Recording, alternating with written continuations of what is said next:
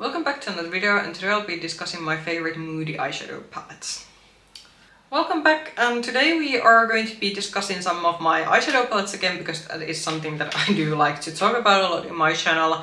And today I thought that because it seems that we are in this weather phase currently where I live in, where it seems to be that October is never ending even though we're in March, so usually during this time of the year, at least in previous, not maybe in previous years, but if I would think about like 10 years ago, you would have like a ground full of snow and it should be quite chilly, but actually during the last couple of years during like February, March, like currently it's very gray, there's no snow, it's just very rainy and quite dull, and it's not exactly something that's screaming spring, but it's also not something that's screaming winter. So I think today's theme of moody eyeshadow palette sort of fits the season completely, where we're in this very strange in-between phase where we're kind of waiting now that when the spring is going to be coming, and we will be discussing my favorite spring palettes a bit closer to the Easter time.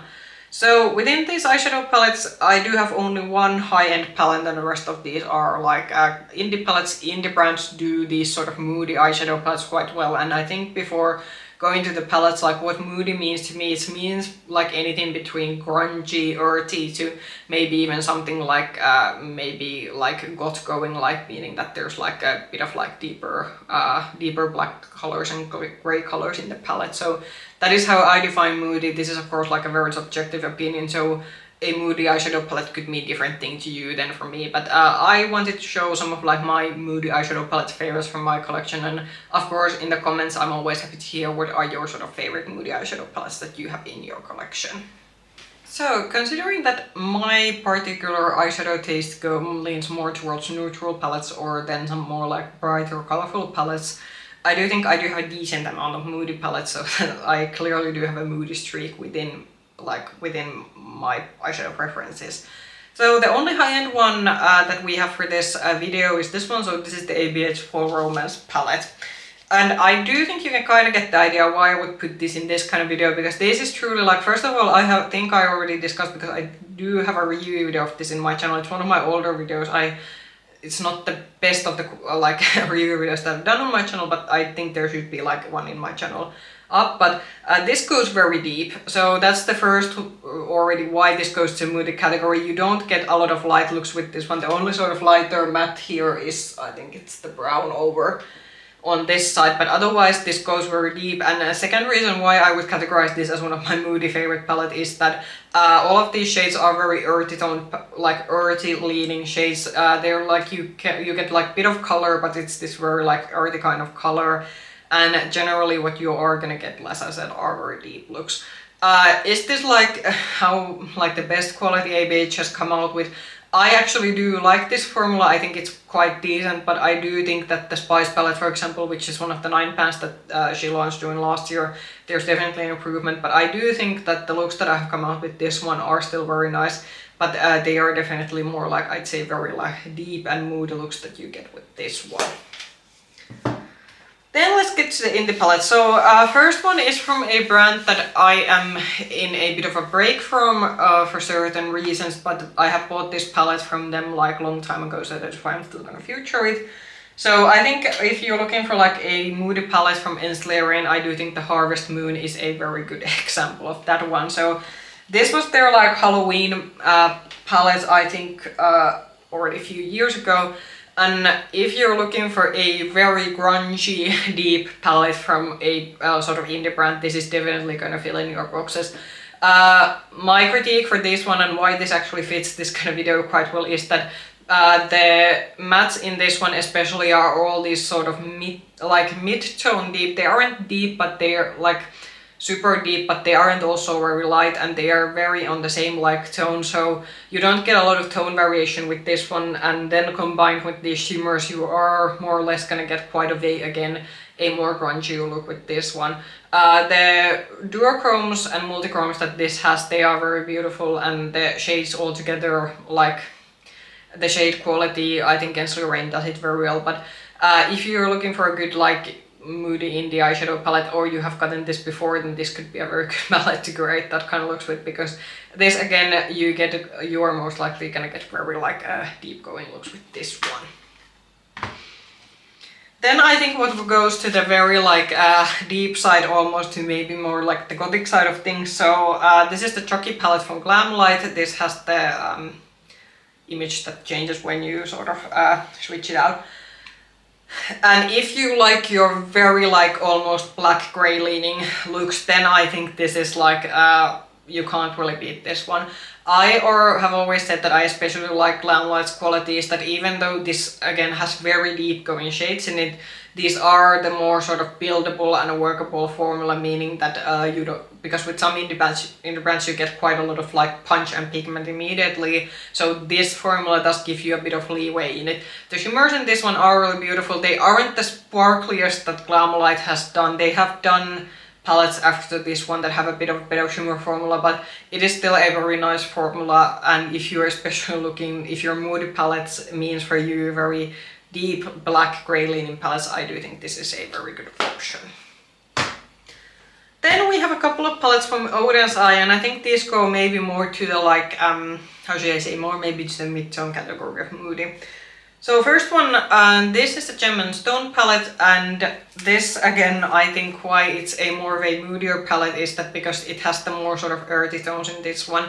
This goes to the like moody palettes, the category that you have colors in this one, but they are more like muted colors. Also, this is something that you can also get a bit of more neutral looks with this one. So if you want like, you don't want to have a palette that you will just completely get these very deep looks, this actually does offer the possibility to also go a bit lighter, a bit more neutral. But again, I think most of the looks that I have at least gotten this, I've been thinking that okay, that's pretty like grungy leaning and more like earthy toned leaning looks. Then the second one from Oden's that I wanted to feature was actually the Silent Bliss one. So this was their sort of Christmas palette from last year. And this again maybe goes to the more like goth side of things, meaning that it is like especially these sort of red and sort of black leaning shades that this has. So this is definitely from the holiday palettes. It was quite interesting because the other palette was quite like, it was palette that I think most people said was a very spring palette. You will be seeing the second holiday palette on my spring like favorites video, there's no question about that one, but this made it into this video because this definitely goes to the grungy side. And also not only does this have like a black tone, and then you have, I think there was like there's a green in here that looks almost also kind of black, but it's actually a deep green.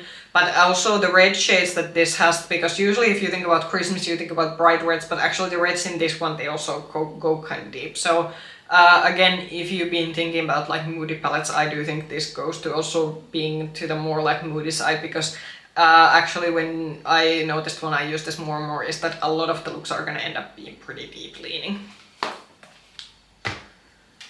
Then for some variety, again, I'm gonna be showcasing maybe a palette that goes maybe to the grungy moody side, but maybe not to the like that if you don't want to go like super to the deep end with the blacks and grays. This is the Cosmic Beauty Muse palette.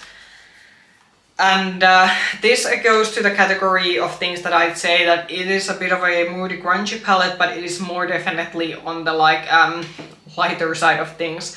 So this is one of those palettes again that you actually do have a bit of options to go to the like neutral side of things, or maybe like it doesn't have to go be like so deep and so like grungy or angsty or however you like to describe these kind of palettes. But definitely it's not a super colorful rainbow palette. It is very earthy toned, and again this is actually a palette that I have noticed when I work with this one is that a lot of the looks are going to be on the deeper side, but this will offer like options to lighten things up if you don't want to go like super dark and deep with your look, but you want to have a bit of grunge in your look. So I would say that this is a good palette for an in-between person who maybe likes a bit of neutrals but a bit of colors, but also wants some grunge in their life. Then the last two palettes, and these are going to be from Blend Bunny, and these are again, we're going to have actually two options. Something that's going to, first one that's going to go maybe a bit more into the Cosmic Porsche's Muse palette, and then something that's going to be going to the like deep side of moody palettes. So first one is the Dollhouse palette, and why I would call this a moody palette is definitely because of this here. You have this, and I actually adore, especially this sort of like light matte roller here is something that I do adore in this palette. It's like, for me, makes this a workhorse palette. This is one of my like ultimate favorite all-time like Blend Bunny Nini palettes because of just how the formula is and what kind of variety you get with this one. However, if you like exclude the pastel rose and the light shimmer row that you're seeing on the bottom, this is a very deep, and again it goes to the more like grungy earthy side, and you can actually get like altogether like pretty deep and dark looks also, because the mattes, especially in this row, you can build them, like these will definitely show up as deep as they are in this row. Blend Bunny is famous for the fact that even though they have these very deep shades, you can still like, they are very effortless to work with, and I can definitely agree with that based on my user experience with their formula, but just that this is a palette that gives you the option that you do have things to lighten things up, but if you want to go very deep, very moody, you do have the option with this one.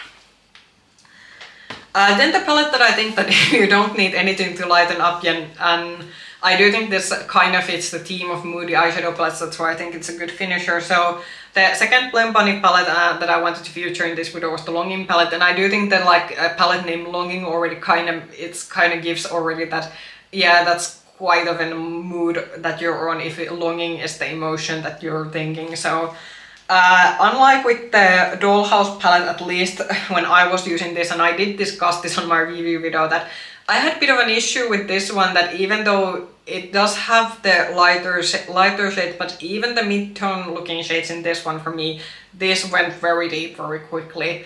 I think that this is definitely that if you're in this very sort of like, you're in sort of deep waters, and as the title of this video is like in a certain kind of very moody emotion, then I think this is a perfect palette that reflects it, because a lot of the looks are going to be very like, they're going to be very deep, and also this has this sort of very muted, almost like gray leaning colors. I'm just gonna have to see. You do have like kind of a gray leaning row in here. It's like the colors over here that are more gray leaning, but the sort of like gray leaning color film that these colors like color tones have on them, I think it kind of perfectly like describes why I would like categorize this one as a very moody fitting eyeshadow palette. So those were all my moody eyeshadow palettes, and now I very much like to hear in the comments what are your sort of favorite moody eyeshadow palettes that you gravitate towards too. Or if you don't like deep and dark palettes, then of course tell what kind of theme of palettes do you prefer the most. If you like this video, push the like button, ring the bell button if you want to get notifications from a future video, and you can also find me with the same nickname, Makeup Hedgehog, on Instagram. I'll probably see you soon in the video. Bye bye!